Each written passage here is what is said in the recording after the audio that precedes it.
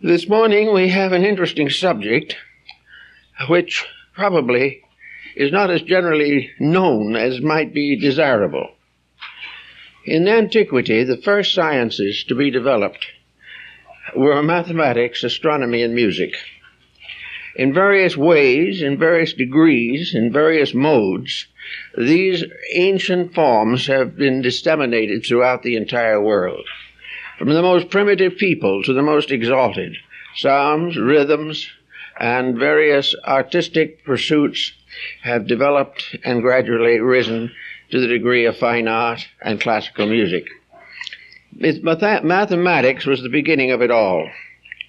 And the mathematical symbols, as developed by the Pythagoreans, probably derived from India, was the science of organization. It made possible a classification, an integration of all of the different forms of phenomena in nature. Mathematics enabled us to get the problem of time, to find locations, to add up various problems and formulas, indispensable to the advancement of science and equally indispensable to the advancement of economics. So mathematics was really a wonderful development. We do not know who actually originated it, or the first great mathematician, but we suspect it may have been developed either in India or ancient Egypt. In any event, mathematics was a science of exactitudes. It lifted things out of doubt and generality and resulted in a formation or a formularization of knowledge which has continued to support our various activities from a very remote time. Now, astronomy was not possible until mathematics came along. And mathematics took the universal system that we see around us and began the gradual organization of it. That is, it did nothing to change the system, but to organize our concept of the system. It began to reveal to us the really wonderful universe in which we lived. It's gradually revealed to us that things were not accidental, that there were laws and rules governing practically every procedure and function of the universe. The combination, therefore, of mathematics and astronomy, added together, formed what has been called astrotheology. That is, religion based upon the supporting evidence of nature. In other words, it was possible to decide certain values, moral and otherwise, because of their symbolic place in the natural world around us. We began to realize, for instance, the very simple fact that there aren't many accidents in the functions of universal law. We began to realize the effects that follow causes, and also the timing of cycles. We began to develop the theory of protecting agriculture through knowing the seasons and all the different forms of planting and reaping came to our attention and were integrated into a pattern. It all added up to one simple fact. We were living in a wonderful universe ruled by something. Now, what it was ruled by was still a little dim, because the physical form of the universe seemed to be all that we could find out about it. But gradually there came to the realization of these people that the physical universe was a symbol, that the processes which exist and make the universe a symbol are invisible. And gradually, out of the contemplation of visible things, we began to recognize the need for invisible forces behind these things. We could see bodies, but we couldn't see the life in them. But we could find out something about it by watching its effects in the material world. We could not control completely our integration of the vastness of the universe, but we were able to gradually create a series of laws by which we could obey the simple phenomena of life. And out of this research, this thoughtfulness of primitive people, we have the moral code. The moral code is based firmly upon universal laws, laws that men never quite understood fully, but the results of which came to their attention every day. until finally they were forced to accept the causes because there was no other way of explaining the effects. So little by little, knowledge increased. And then there came quite an interesting division in this problem. Namely, knowledge considered on the one hand as beneficial, and knowledge on the other hand as dangerous. It became obvious that knowledge brought with it power. And it is also a fact that was known to very ancient people that power is temptation, and power can lead to most of the disasters which can occur to the human being. Therefore, knowledge without ethics, skills without integration of consciousness, the individual operating in the material universe without sensing the responsibilities which are involved in existence, was a danger and a menace to the rest of society. There was no way of once withdrawing knowledge that had been given. Once the knowledge was available, nothing could put it back again into secrecy. The only answer to this problem was to keep it secret from the beginning.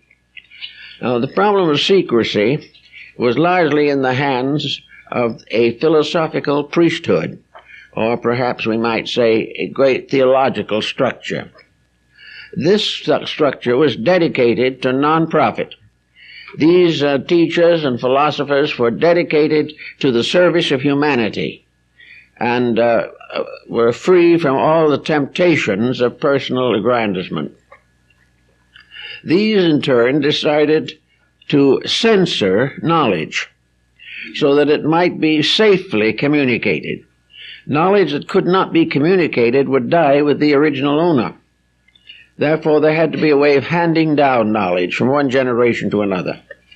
And as time went on, it had to spread from one nation to another until it finally reached the circumference of the entire planet. So to do this successfully, something had to be done to protect those forms of knowledge which by exploitation could become a menace to the survival of peoples. This story is more or less also unfolded in the Platonic account of the destruction of Atlantis. In Atlantis, skill became greater than morality. Power took over. Ethics was compromised. And finally, the entire continent destroyed itself. The misuse of knowledge must end in tragedy, must end in disaster. And if this disaster is not curbed in some way, it could topple over our civilization. So the ancients decided the one way was to put certain restrictions upon the dissemination of knowledge. These restrictions, added up together, formed a kind of system of instruction, which came to be known as the mysteries. These mysteries were schools, universities, colleges, dedicated to the preservation and dissemination of knowledge under direction and control. The individual who desired knowledge and recognized the need of it was placed under certain restrictions, must take obligations, must prove through long training and discipline worthiness to receive knowledge. It was the purpose of these ancient teachers to make sure that nothing important to the advancement of man could be captured and held by selfishness or ambition or avarice. It was necessary, therefore, to select the custodians of knowledge. For this reason, we find most of the ancient teachers had schools or systems by which they communicated knowledge. The school of Pythagoras at Crotona was one of the most famous of the ancient world. The school of Plato at Athens was another. And in the far distances of Asia, we find the old gurus with their disciples studying the mysteries of life under leadership and under discipline. As time went on, of course, much of this knowledge gradually crept into public domain. The old institutions faded away under the pressure of changing beliefs and policies. Ambitious individuals without knowledge or skill were able to gradually attract and gather around themselves armies and systems of followers, and these began to attack and destroy the great institutions of learning. In other words, the great protection was the wisdom of the few, and in order that the many could control, this wisdom had to be curtailed or stamped out in some way. The mystery system fell under considerable pressure, but it never entirely ceased. And even today there are evidences of the perpetuation of this system of rulership and protection. So now we go back again to the problem that we started with, and that is mathematics and astronomy. Astronomy has passed through a great many different levels of insights and interpretations. Astronomy was originally the science of the anatomy and physiology and function of the solar system. It had to do with every process in which the natural laws of existence went into obvious operation within the consciousness of that part of life which man could comprehend. So the problem was to gradually discover some way of transforming a skeletal system to become the basis of a great theological mystery. The result was astrotheology, which was probably the first organization of man's religious beliefs. This organization was firmly established in mathematics and astronomy. And the graces which assisted under the heading of music and art have always been part of classical religions. All of these religious systems, therefore, became gradually integrated around astronomy, mathematics, and music. Those who wish to enter the school of Pythagoras must first pass an examination in these three sciences, for to the ancients music was also a science.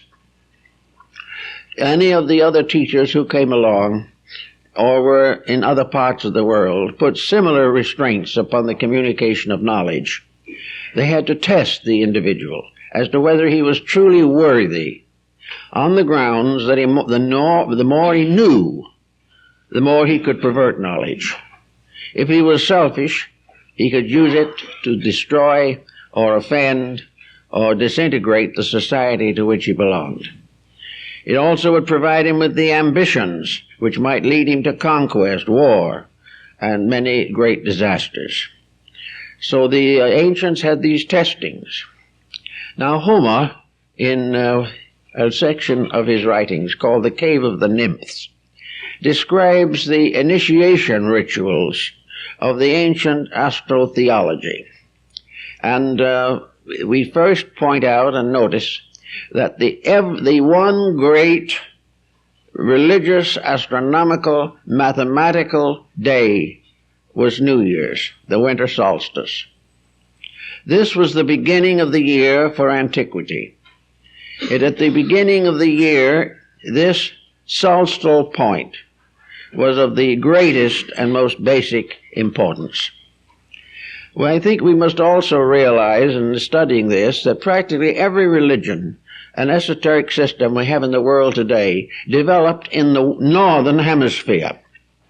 And all of the calculations that are made are based upon the precession of the equinoxes and, of course, the solar system of the year in the area of the northern hemisphere. At that time, we find the zodiac already fairly well known.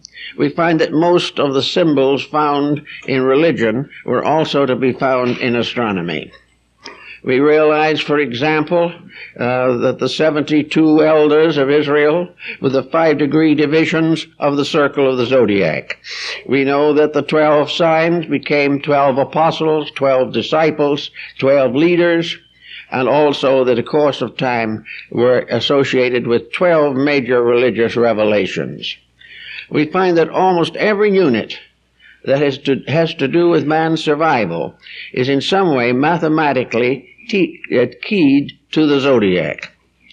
Now, in the old time, and even later in the mystical writings of Jacob Boehme. The arrangement of the zodiac is slightly different from what we generally use in astronomy or astrology today. We still begin, technically, the zodiac with the sign of Aries. But whereas we usually think of this as placed on the eastern angle of a horoscope, in the ancient times the sign of Aries was placed in the midheaven. In other words, it was at the highest point, and that was the point of the, we might say, the beginning of the year, the New Year's ceremony, usually occurring between the 20th and the 25th or 27th of December. At this time, the sun was born again. It rose from the dead of the old year. It began to move northward, and in moving northward with its own strange power, began to release the life locked in the earth.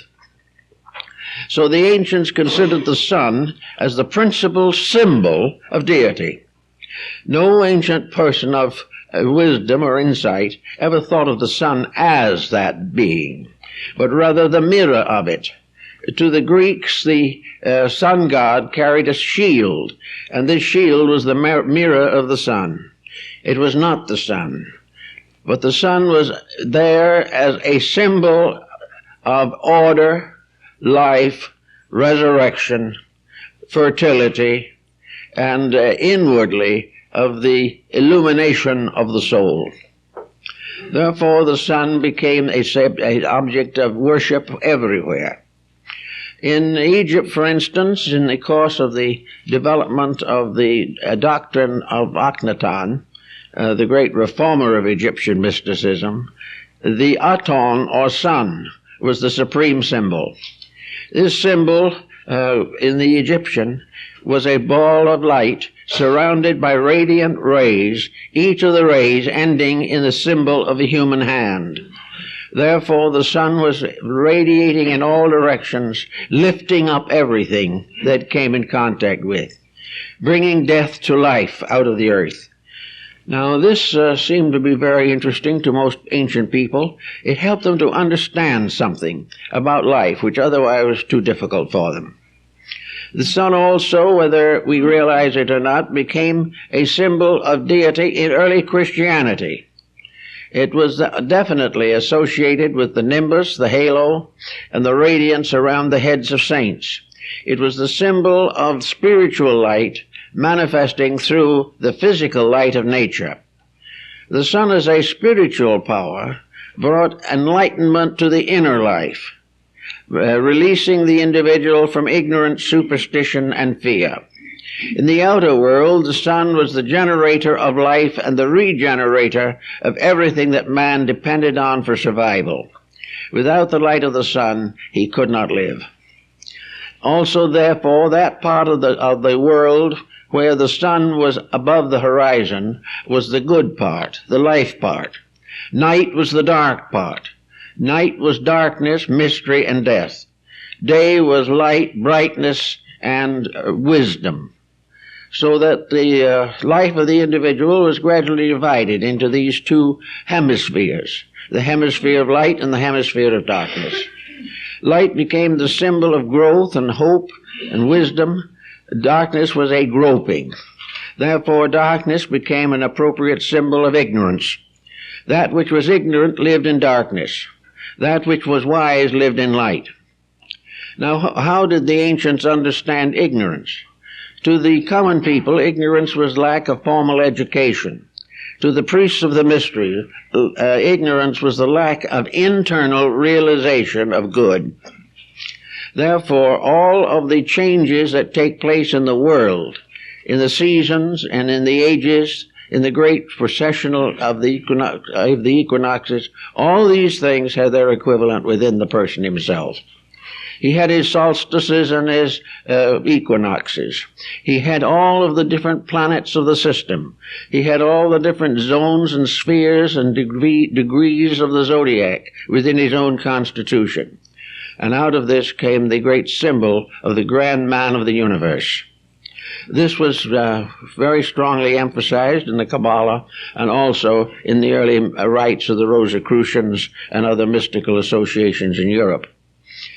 So to find that the universe was the great man and that man was the little universe gave rise to the concept of the macrocosm and the microcosm, the large world and the small world. And these two were bound together by sympathies which could not be broken. These combinations went on forever, and every creature in its own way of life, in its own little cycles, long or short, had to go through the cycle of the great year in the universe around them.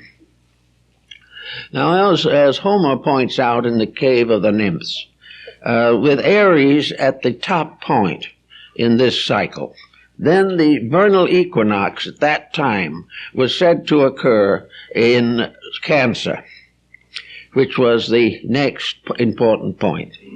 Then the summer solstice took place in Libra, and the autumnal equinox in Capricorn. Now this made the universe into a kind of temple, and it resulted in what are now known as circumambulations. In nearly all religions, including Christianity, there are certain rites of walking around an altar, or in the area around a building, or on a kind of balcony around a sacred center. And the place of circumambulation is still retained in practically all European cathedrals. But this circumambulation was really the story of the sun walking around the zodiac, going from one degree to another and bringing in each case certain basic and fundamental changes. Now, in this particular phase of the matter, we find the solar mystery very much adapted to other forms of thought. In every case, practically, the supreme deity was a light deity, a deity of life, light, beauty, and truth. The opposite of this were the so-called evil spirits that lived in darkness. In India, the light spirits are called suras, and the dark spirits are called asuras. And light and darkness were always locked in a conflict as to which should dominate, whether light or darkness would control or rule the conduct of the individual. And of course, this conflict went right into the individual himself, the light and dark parts of his own nature. The light parts were his hopes and aspirations. The dark parts were his selfishness, his aggressions, and all the negative attitudes which he permitted to flourish within himself. It was assumed that every evil thing was dark.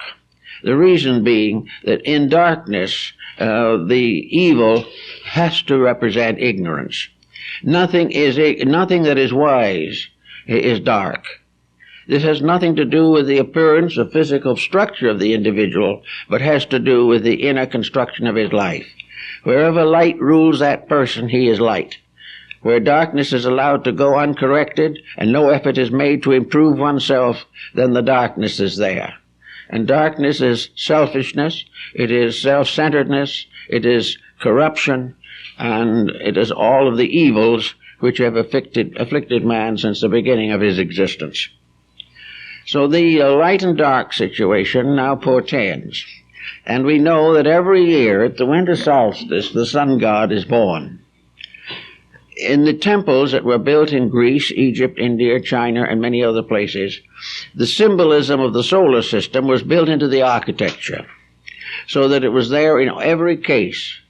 The Temple of Solomon, the mysterious temples of India and China were all, like the Cathedral of Christianity, solar symbols. And in these solar symbols, as in the Greek mysteries, the human being himself now plays the role of the sun. In other words, the year of the sun becomes the symbol of the life of the individual. The individual, so to say, psychologically at least, is born at the winter solstice. He comes into his growth or embodiment at the vernal equinox. He attains the maximum at the parting of the ways at Libra. and he goes on into age until he reaches Capricorn. And these are 9 spokes of a wheel. And the so-called broken wheel in religious symbolism is the wheel with 9 spokes and 3 broken ones. In man, the generational structure is that the prenatal epoch consists of 9 solar months. Therefore, man is born of the broken wheel.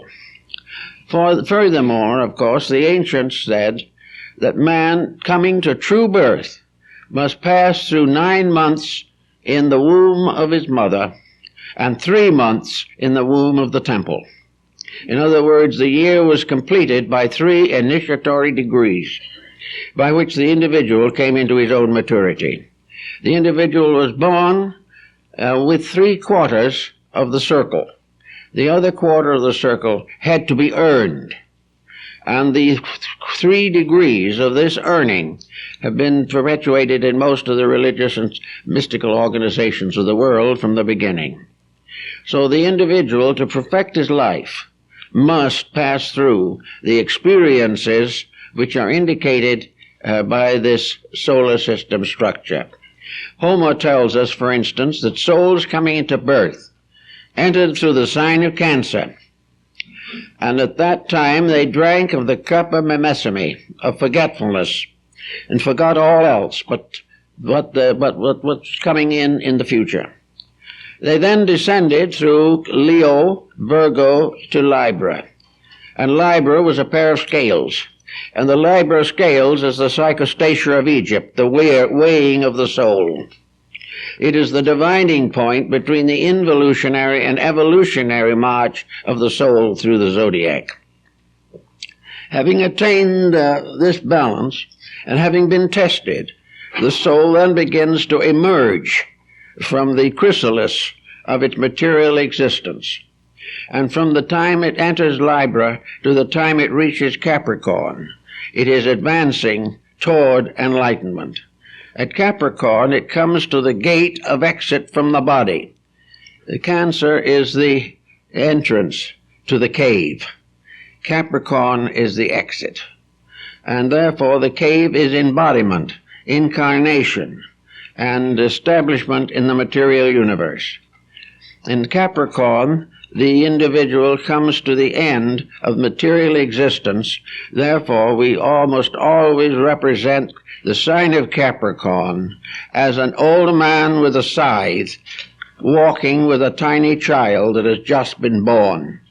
This symbolism is derived directly from the ancient mysteries and the rites that were a part of it in very remote times. Therefore, that Capricorn, the individual, theoretically departs from this life, or under the mysteries of initiation, departs from materiality. The signs from Cancer around to Capricorn represent materiality. Here the individual has to pass through all of the labors of the Hercules, who performs 12 labors, or Sindar the sailor, who makes 12 journeys, or wherever the 12 comes into the pattern. We are dealing with the zodiac. Then when it comes to Capricorn, the individual regains his lost memory and emerges from the cave into the clear atmosphere above. Now, when you look at the zodiac in this way, and you place Aries at the top, then you realize that Aquarius and Pisces are between Capricorn and the reunion with deity. These represent, and found in the old symbolism, the experiences of the consciousness in the development of its extrasensory perceptions. Aquarius becomes the symbol of the great innovation of true knowledge, the great dedication. And in astrology, it is the house of the friendship. In the mysteries, it was the symbol of universal citizenship, in which the individual now becomes a part of the universal mystery. And Pisces is the symbol of illumination, or the esoteric fulfillment of the journey. And thus it goes completely around the wheel. The first 2 signs, after Aries, Taurus and Gemini, are not involved in embodiment, but they are involved in the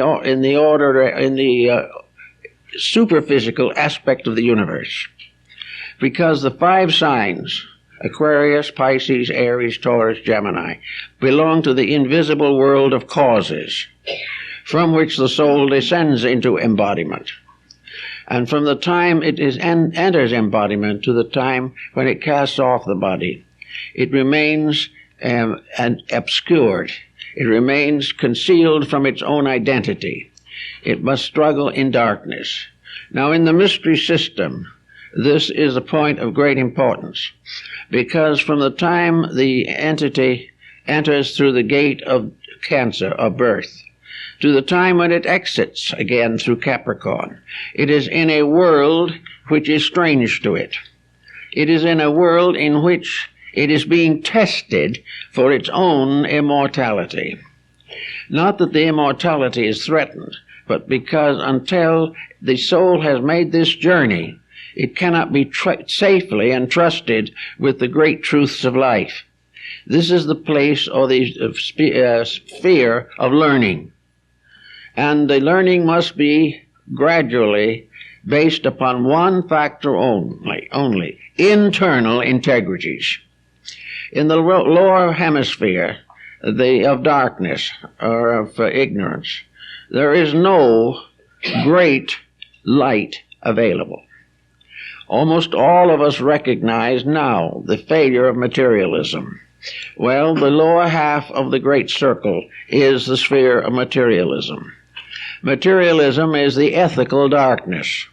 It is the darkness which has resulted from man turning from the ways of light, or refusing to light the darkness by his own conduct. The labor of the individual, therefore, is to bring light into darkness. First, the light coming in himself from his own darkness, and then later bestowing light upon the whole world which is in darkness. Therefore, the great teachers are the light bearers, who must bring light and hope to the dark semicircle of the lower half of the zodiac. Now, in getting into this, then, we find what we know today to be true, that we live in the material world, which is a world of uncertainties. Our facts are very few. Our convictions are numerous and conflicting. We do not, any of us, have the answers to the ultimate. And we are not going to have those answers given to us. We must release them from within ourselves. Therefore, in the hemisphere of darkness, each individual must work out his own salvation with diligence. Those were the last words of the Buddha. We must, each of us, find the light according to our own integrities. To do this, we must have dedication. And this dedication is, whether we realize it or not, bestowed by birth itself. From that time on, we must develop this dedication by personal effort. We must resist every day those forces and conditions which perpetuate darkness. And darkness is always lack of the final form of light, ethics, or the recognition of the essential values of integrities. If the individual goes along this pathway, he comes, as in the Egyptian ritual, finally into the great hall of the twin truths in Amentet, the abode of the great god Osiris. Now, Osiris has as a symbol an eye, and that eye, of course, is the sun. And this eye represents the sun of the underworld. When the individual is in the lower half of the zodiac, the only sun that can shine into his life is from within himself. He must gradually release the great light that was bestowed upon him in heaven or in the divine worlds. In the meantime, if he comes into the hall of Amentet, he stands before Osiris, who wears the plumes of the north and south, that is, the plumes of the spiritual and material halves of the zodiac. The crown of Osiris is inclined exactly to the degree of the solar axis at the present time. In other words, the ancients knew the inclination of the axis. This deity then becomes the judge of the quick and the dead. And this deity is the sun in its karmic aspect. The soul of the deceased person is represented by a symbol. And this soul goes into the presence of Osiris to be judged, to be weighed in the balance. And we have here a very interesting series of symbolical rituals, which can be mentioned briefly. First of all, the court of Osiris in the underworld is the place for the assessors or the judges. And this was the origin of the present jury system, where the individual is judged either victorious or defeated by a jury of his peers. In addition to the juries, which sit at the upper end of the great papyrus symbols on the scrolls of the Book of the Dead, there comes forward the defender, the public defender. In this case, the public defender is the one and only son of Osiris, born posthumously after his father's death, therefore called the son of the widow. And this deity, Horus, with the eyes of the solar hawk, stands before his father and asks leniency for the soul under judgment. And as the trial proceeds, this leniency becomes, in a sense, the fact that Osiris' son is going to carry the guilt of the person if he cannot survive the test by his own strength. Then the weighing of the soul takes place, and on one end of the balance is the feather of the law, Mayat, and on the other end is a little vase containing the heart of the dead person. And the dead person's heart cries out in the ritual, "Let me not perish with the body that dies in a day." Therefore, the soul asks for consideration and forgiveness. The prosecuting attorney is in the form of Typhon, the mysterious water beast of the Egyptians, a creature combining in symbolism the attributes of a hippopotamus and an alligator. This is the one that is to receive the soul if it is not able to go on to the better life. And of course, to the Egyptians, the meaning was very obvious. This creature that swallows up the imperfect soul is re-embodiment. If it doesn't pass, it must come back. In the meantime, the balance is made, and Horus, the son, pleads with his father, interceding for the soul of the person who is passed on. And then because Horus is the only begotten son of his father is lenient to the world through his son and forgives the soul and permits it to go in peace. It's a very interesting ritual and has been found in one form or another throughout the whole world. Now, as the scene continues, we know that Libra is the sign of the balance. We know that it is the place where the path breaks between going forward and failing to go forward. In every case, there comes the time when the journey downward into sorrow and fear comes to an end because the soul has achieved a victory over its own weaknesses. It is then weighed in the balance. And if the balance balances, it then goes on into the upper cycles. And this is the reason for the sign of Libra, the scales, being exactly opposite the sign of Aries, which is the symbol of the great winter power. This symbolism then goes on, and we find that the human being is the solar symbol. The human being is the creature that must make the circle of the zodiac inside of itself, not out in the world. but it must perform the 12 labors, and through the performance of the 12 labors, prove that it is ready and worthy to receive enlightenment. So we followed then the time when the sun moves northward. The sun moves northward beginning at the winter solstice. And here it is for the first time starting out on a new journey. Now the Egyptians and the Greeks and the Hindus all knew that the sun wasn't actually born at the winter solstice. It was in a sense reborn annually. It had to come back each year to the beginning of a new cycle of existence and experience. Therefore, an embodiment was a new cycle, but not a true beginning from antiquity. So from the beginning, the soul moves gradually northward to produce at the vernal equinox the mystery of spring. And the mystery of spring was also very heavily believed by practically all peoples of antiquity. It was the symbol of the coming of the new fertility.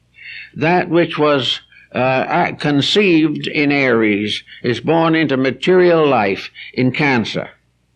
And of course, the sign of Cancer is always the vernal equinox, and this occurs whenever the time is necessary and right. This is when the soul enters into embodiment. Now, the vernal equinox follows, now this is with Aries in the midheaven, not with Aries on the eastern horizon. The time of Easter is therefore the great symbol of the resurrection of the dying God. The ancient light promise is fulfilled, for it was believed in the ancients that the coming of the vernal equinox was the proof of the pact between God and man. That at this time, if this equinox occurred, it was because the whole world had a new lease on life, a new opportunity to perfect itself, a new chance to be truly wise and good. And if the world didn't end in a terrible conflagration at the vernal equinox, then man's hopes were fulfilled. He was to be given another opportunity to perfect and unfold his own nature. So the vernal equinox was the time of promise. It was the time of resurrection. It was the time when the earth was broken and the little seeds came out. It was the time where the old mystics in Europe celebrated the feast of the mustard seed, the little seed that was very small, the heart, which was from some time to be a great tree that would shade the universe. So the beginning of the new opportunity for regeneration was the resurrection of the sun god at the vernal equinox. Now this was carried over into theology and brought into contact with many different legends and myths in all parts of the world. But in every one of these different systems, the actual sense of the matter was that the human being in his own growth passes from conception to birth, and in passing from conception to birth fulfills the first part of his journey. He then is born, and the birth, the physical birth, is the beginning of the journey through the chambers of initiation. It is at that point that the entity begins to unfold the potential. Here the small twig of acacia is revealed. It is shown that the life is there, that in the winter it appeared to die, but it was not dead, it sleepeth, and it comes forth again.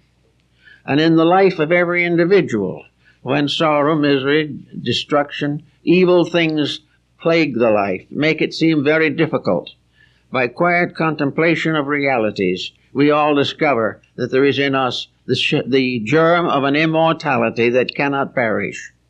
But that when we really desire and start a conscious journey towards truth, at that moment the little seed within ourselves begins to build the inner life for us.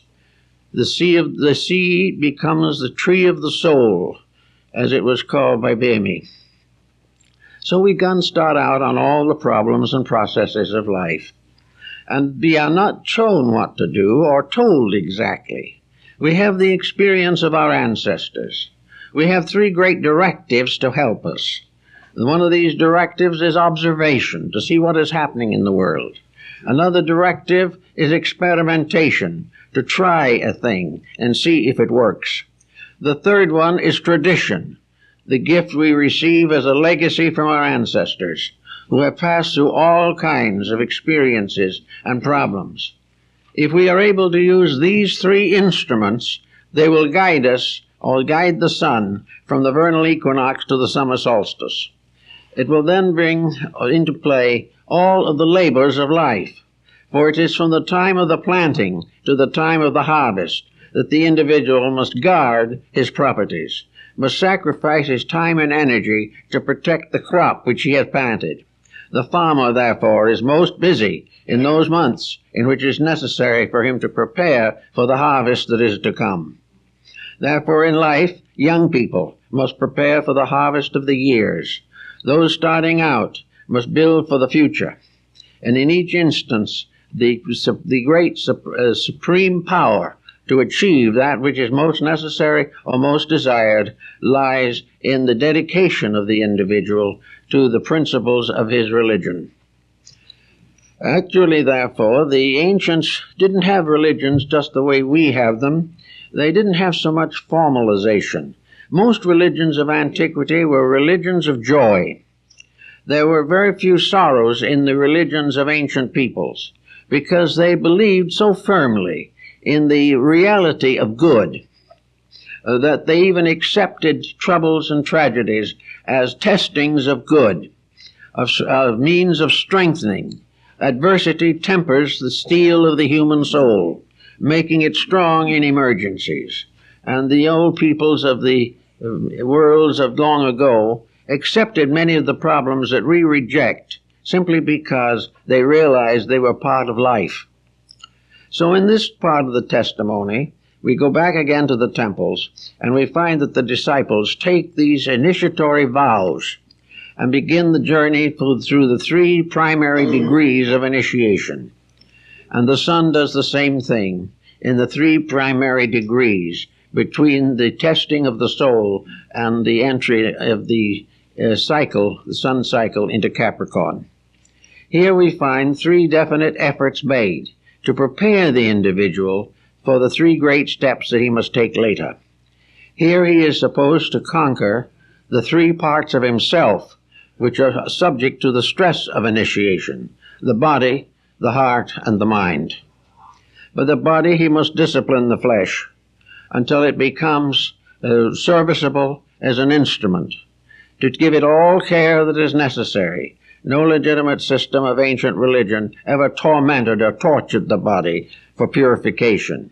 It was simplified. All the luxuries might be eliminated, but it was necessary to protect the body because it was the contact with the world of experience. And without that, the great trip could not be successfully made. After the body was obedient to the will and to the heart, then the second step was the purification of the emotions and the heart. Here the individual had to generate a new discipline upon the emotional life of himself. He must purify his affections. He must control his appetites. He must have all kinds of hope and a positive and constructive emotions. He must gradually overcome criticism. He must cure the causes of neuroses and things of this nature. So that actually the second step in the three steps was to gain control of all pressures which arise through illusion and fantasy within the life of the person. Then the third step consisted of the purification of the mind. The mind, so that it could be no longer a problem to the life of the person. The purification of thought included, of course, complete overcoming of selfishness, self-interest, pride, all of the arrogancies and all of the worldly values which many people cling to so tenaciously. In other words, the mind must be detached from everything which will not survive after the body dies. We are to take with us in the mind only that which is not dependent upon the body, but is dependent upon the insight of the individual himself. Now, having accomplished these three labors over these three signs, the individual has become gradually cleared of some of the problems which we face today, because in these recent times we have lost contact almost entirely with this concept. We are no longer in a position to understand just what all this adds up to. But one thing we do know is that gradually so-called progress has destroyed the integrity of millions and millions of people. We are no longer able or willing to use the body and the physical embodiment for the improvement of nature, for the strengthening of character, for the extensions of knowledge, and through the birth and rebirth within ourselves of those elements and factors and parts which are necessary to our perfection. We have therefore gradually changed our Father's house into a place of merchandise. We have taken it and we have disfigured the entire purpose of evolution. We have failed to recognize the real reason for the gift of the sacred year. For a year is a period set aside for the growth of beings. It has something to do every year in repeating and repeating the evidence of what is necessary. The year becomes the great teacher of each person if that person will be observant of what happens during the months of that year.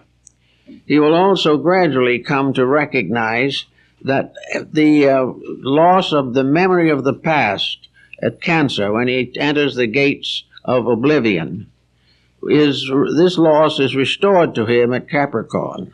And as he brings his life into perfect order, the whole pattern of his life will be revealed again. He will remember, whereas previously he forgot. Previously he forgot his divinity and remembered only the humanity that was being born in him. At Capricorn, he is no longer locked into the memory of material things, but restores his memory of the divine world from which he came. So the year is a very great symbol of things, a symbol that we all could do something about. If, however, we imagine for a moment that this whole pattern of this astrotheology does have a meaning that is more profound than we realize, we know that it was protected in one way or another, so that the human being who was not prepared to receive it would not be likely to gain a knowledge which would damage him. But now everything has more or less changed.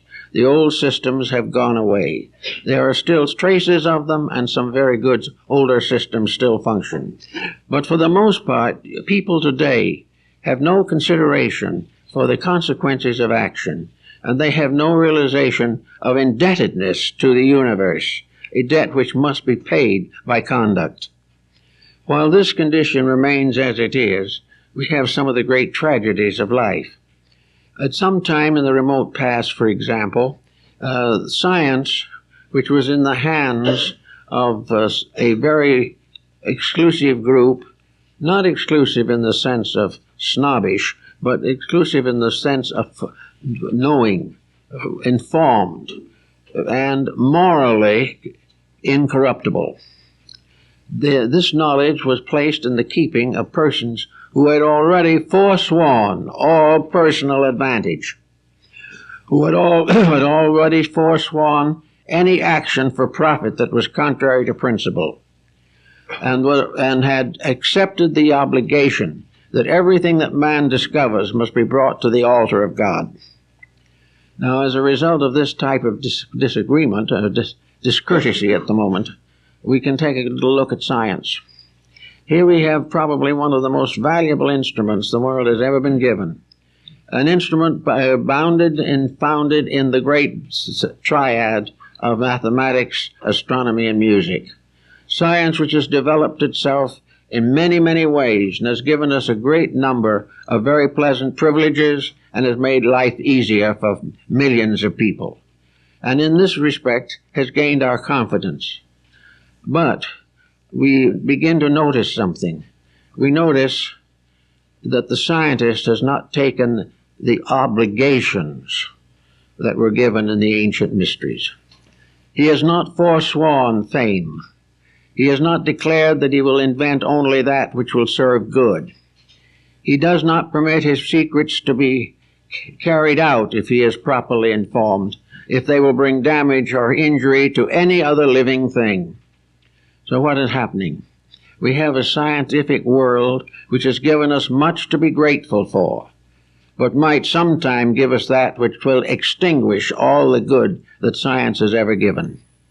This is the type of thing that was of great concern to the ancients, that they will prevent the abuse of the greater knowledge that gradually comes to the human being. This greater knowledge was therefore protected by the rites of initiation, the basic rites of 3 degrees, by means of which it was possible for the person, representing again the embodiment of the sun, to become morally responsible. So in the first degree of the ancient rites were given the first primary purifications. Purification in the mystery system was only symbolized by baptism, because the real purification was not given by water. It was given by the divine power of deity itself. But in this first step, the mind, the heart, and the body were cleansed of selfishness and self-interest. The individual became as a little child, seeking truth, realizing that the things around him which he has assumed to be truth are not necessarily true. Many things that we believe are not so. Many things that we disbelieve will ultimately be proven to be true. And in this mystery of uncertainties, it is very much to our advantage to place certain disciplines upon our own attitudes. We may not know yet why we should do it, or how we should make these applications, but that something has to happen inside the individual before it is safe to bestow upon him the wisdom of his race is more or less obvious. There is a great body of wisdom, and there is a great race of people who have found it, built it, created systems for the perpetuation of it, but have never applied it to their own lives. They have never done those things in themselves which can make them safe custodians of the future. In the ancient mystery rites, the Pythagoreans, for example, the master told the disciples very definitely that every disciple who went forth to teach in his turn must do everything possible to find a successor. This successor must be a person whom he has instructed, or has found to be adequately instructed, and only to the person who already has earned the right can the master bestow the mantle of his leadership. And if by any chance he passes out of this life without finding a disciple that is worthy, that is itself part of the necessary lesson. Therefore, to pass on any knowledge in which there is a power to injure, until a person has proven that he is no longer capable of injuring, anything else is dangerous. And it was this kind of ethics of building knowledge into a qualified group that we have known in ancient rites. Now, some people hold these ancient rites to be snobbish, selfish, and that these leaders have intentionally concealed truth because they wanted to govern other people or wanted to be masters over slaves. History has no strength for that support at all. There is no effort to recognize, or no opportunity to prove, or no way of proving that those who truly possess great knowledge were the ones who were the cause of trouble. The ones who are the cause of trouble are those who want to resist knowledge and gain authority by allowing people to be less than they should be. Therefore, that which wishes to be popular, first of all, makes a virtue out of things that are not true. And as a result of that, everyone is worse off. Now, in the initiation rites as they were given, the first degree is that of purification. The second degree is that of service. The first degree, the individual tries to clean the inside of his own cup.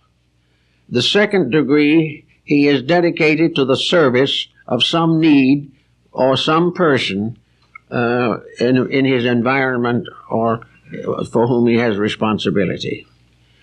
A servant, in this sense of the word, may go out and become a leader of peoples in the right direction, may become a clergyman or a priest, or also an instructor, a teacher, a guide to other people. Or, in the same spirit and in the same light, he may serve only in his own house. He may serve his family. He may serve relatives who are ill. He will go out and protect his children. He will sacrifice his own profit and his own pleasure to the security of his family. He will be unselfish in his use of possessions, gentle and kindly and forbearing in his dealings with those around him. This is the simple sign. One individual may go out and rule a country. The other may stay home and rule himself and his family justly, lovingly, and wisely. Both are fulfilling the same requirement. Both are therefore servants of principles greater than those of ordinary commitments. After that comes the third step, in which the veil of the temple is opened to allow the professed person to begin to gain the full meaning of what he has gone through. In the third step, the individual receives that amount of instruction that is necessary for him at the moment given. He is then given the keys to use certain knowledge which was previously denied him. Now, in the idea that this knowledge comes simply from another person is not quite true either. The actual fact is that if the person is purified in his inner life, dedicated to the needs of others, the next thing that he needs will be revealed to him by his own conduct. He will discover that which he needs next because he needs it. But if he is not ready for it, he seeks for it in vain. And the idea that he can find something he doesn't deserve is not supported in the old systems. It is that he must deserve before the truth can be given to him. And if he gains what appears to be truth without deserving it, it will ultimately end in deceit and destruction. So those were the three steps that the average person has to follow, just as the sun has to follow. It goes from its birth to its point of greatest restoring and resurrecting power. It passes from there to the time when it goes to harvest, and then it goes into the silence of winter. Now, what is the silence of winter in relationship to this mystery cycle? Is it really an evil thing? Not according to the old rites, it isn't. Winter might be considered is the great Sabbath. It is the time of rest. It is the time in which all things which have passed through experience are rewarded by rest and repose. Winter is the time of peacefulness within. It is the time where the individual no longer has to labor, but has to rest for a time before he goes forth on another cycle. In other words, in the terms of the men and women of the desert, the winter is the caravanserai, the place of rest and repose, where the individual who has completed the cycle of life has an opportunity to prepare for further life. But the ancients held that under that heading also came what was termed digestion. This is an alchemical term that is very interesting and has great significance for us. Digestion means that having passed through a series of experiences, it is necessary for the individual to summarize what he has accomplished. It is necessary to transform an experience into an awakening of inner value. The individual has had a life with many problems. He has had many different decisions to make. And in the Pythagorean discipline of retrospection, he goes back over the years of his life to find out what he has really learned, to know what mistakes he has made, and also how he corrected those that he discovered. He finds out how the weaknesses of his own character are still holding him back. He discovers where little germs of self-centeredness have prevented certain magnificent facts from being manifested fully to him. In retrospection in the Pythagorean school was usually given at night or just before bed, the sleep. And in the great solar cycle, this retrospection is part of the cycle of winter. This cycle of winter is a very interesting phenomenon because we know very little about it, except everything seems to go to rest or go to sleep.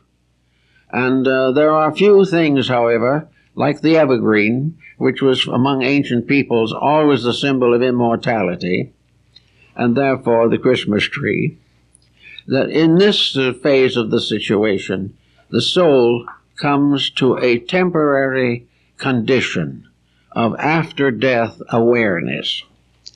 It is not judged by something else, it is judged by itself. There is a recapitulation, as also referred to in some cases where it is said the person's in desperate condition in this world, in drowning or something of this nature, see their whole life go before them again in reverse order. This is to a great degree the same principle involved, except in the after-death state. There is no judgment, there is no punishment except what the individual bestows upon himself in the reviewing of his own conduct. He is not whipped by some evil spirit. He is not damned by an avenging deity. He is simply detached from body to contemplate what he has learned while embodied, which will help him to be unembodied forever. This is the situation more or less as it stands. The individual must finally become his own judge and jury. And this is possible because of the deity that abides within himself. He is judged by himself, but he is judged no longer with the modifications of his personal interests and desires. He is not judged because he wants to do this or wants to do that, and he cannot say, I'm sorry, but that was the way it was then. He has to face the exact fulfillment of his previous life. He has to realize what he did was right and what was not right. And for those who have had a very miserable existence with very little discipline, the experience will probably be a little humbling, but never evil, never corrupt, never a terrible pain, but rather a deep realization of failure. But always in the realization of failure, the promise of ultimate fulfillment. So that in the dark part of the winter, we find the loneliness of that which is the human state. Every human being is in a sense alone and will always be lonely until it can be restored to the eternity which is its proper nature. So that in the winter, the individual becomes a little bit aware of the necessity of fulfilling his own winter. And lots of elderly people look back upon a very constructive and useful life. They're pretty well satisfied that they've done it as good as they could do it. And when they're unbodied, then they will also have a clearer vision of what it all meant. Very often the individual can only say, well, I did sacrifice myself because I felt it was necessary. But this isn't the real message. The real message is found only when the inner life itself, freed from body estimates the values and merits of its own accomplishments. And very often these accomplishments are better than we think. And very often these accomplishments cause the simple person to be given precedence by his own conduct over those who seem to be much more advanced than himself. After this experience of winter comes again the problem of a new spring of life. I'm sorry, but can't help it. It comes a new experience of life. And in this experience, the soul goes to sleep again. And after going through this particular experience, the soul begins to fade. It goes into a kind of a deep rest, a repose.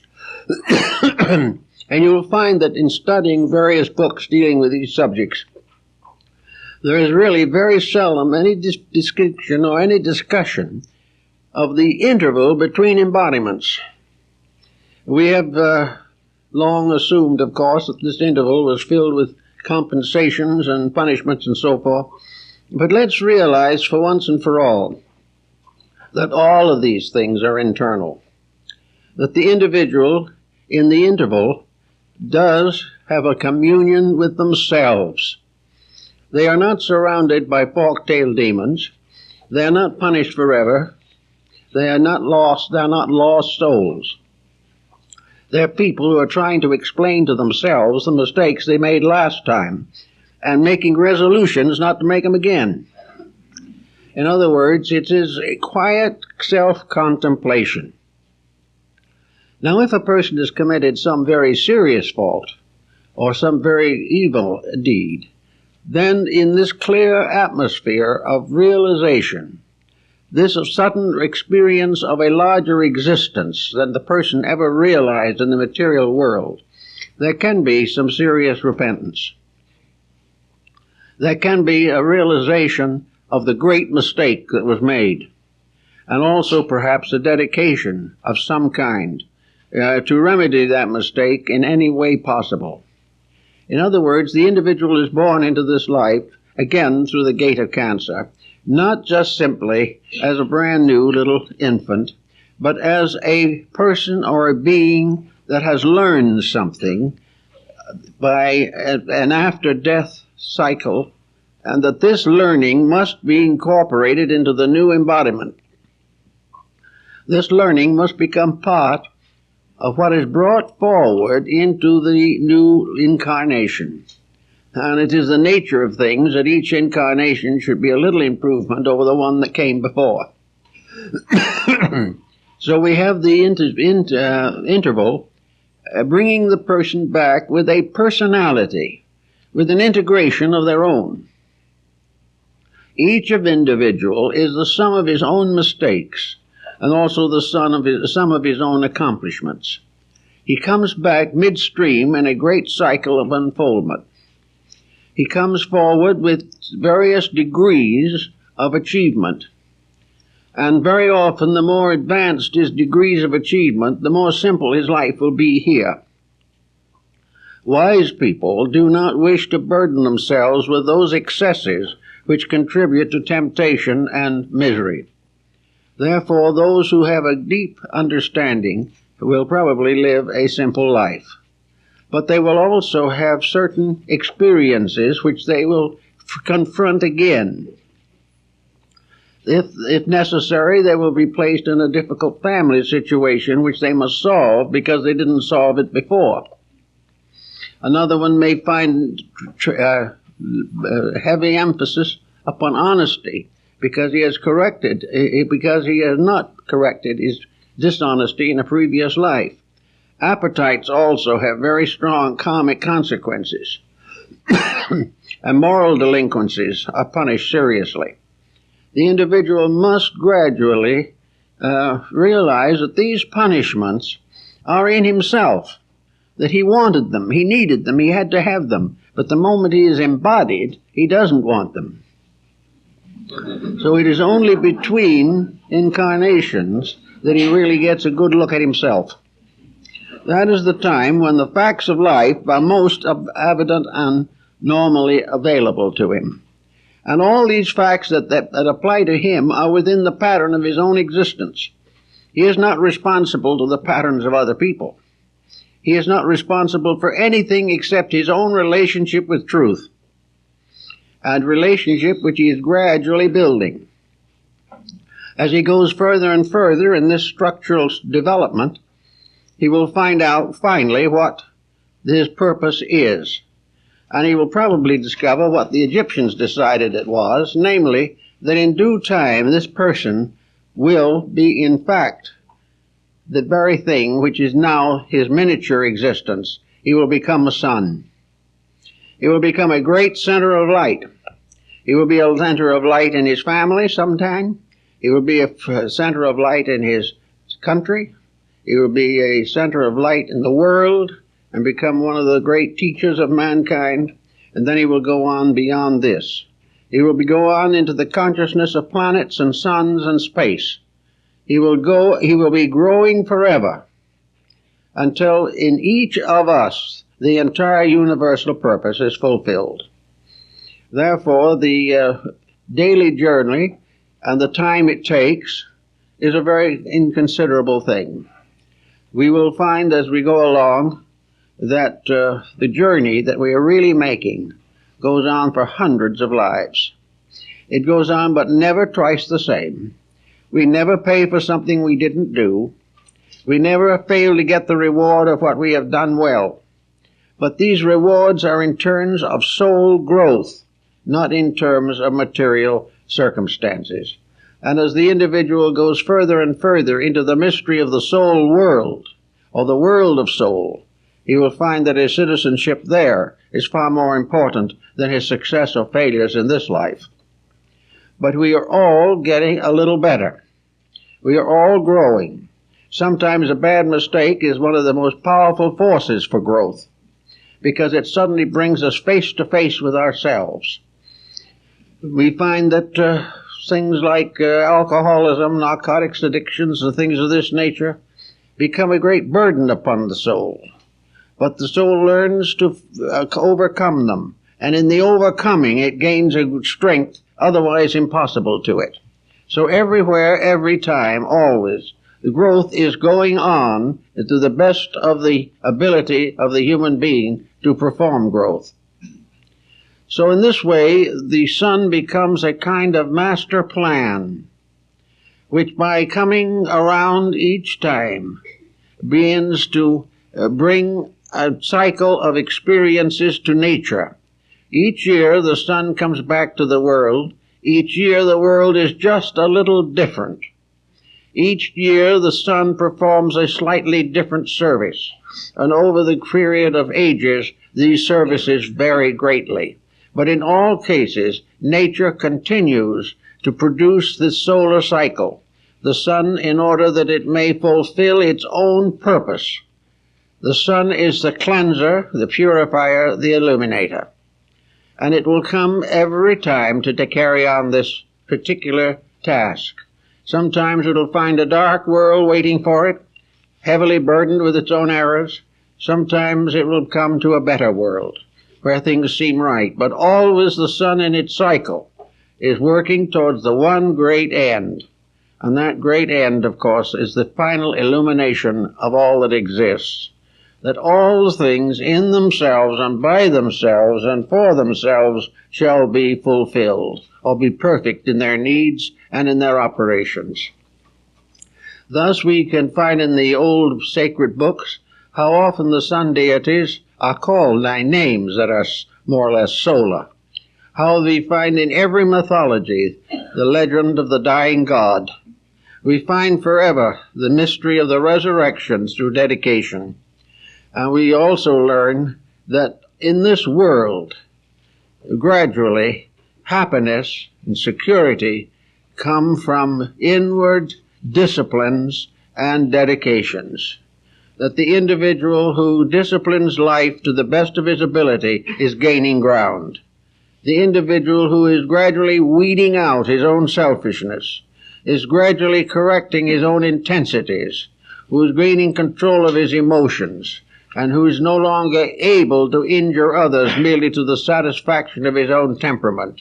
As these factors fade out, and his life is smoothed out as a quiet, gentle, growing towards reality. If it does this, and we are able to make it work in this way, we will find that every lifetime has importance. Now, those who are already partway through one of these lives, as we all are, has much to be grateful for. Many people between the middle life and the terminal years do go through a certain period of mental reorganization. Carl Jung, the psychiatrist, makes special notice of this, how people gradually, as they get older, become more and more aware of the universal and less bound to the local situations of living. Little by little, we get rid of the things that we don't need. We pass on to others what they want and we no longer want. And it becomes more and more obvious that for the long journey, it is best to travel light. And therefore, we dispose of ballast. We do not want it, because gradually we find that the things we love the most are not going to be permanent. We're going not to have them anyway, so we find ways of getting rid of them. But while that is true, that inside of ourselves, which is permanent growth, becomes more obvious every day. Permanent growth makes us happier, richer, and better equipped for the great cycles of life that lie before us. And actually, every time we come into the world, the sun moves northward and brings to us opportunities for growth. But most of all, the light, which is the internal and invisible sun, is bringing to ripeness and to fulfillment the harvest of pressures, powers, and values locked within ourselves. As the sun produces the symbol of the sprouting of the seed, so the light within ourselves produces the ripening of all the inner values of consciousness. And the sun which brings the harvest to the earth, it brings as a light to the mind and hearts of human beings, so that they may too have the harvest of their years and have a great and wonderful future. It all works out, and I think the vision of it, as it was sensed and held and believed by the ancients, is kind of worthwhile to give a little thought to at this season of the year. Thank you very much.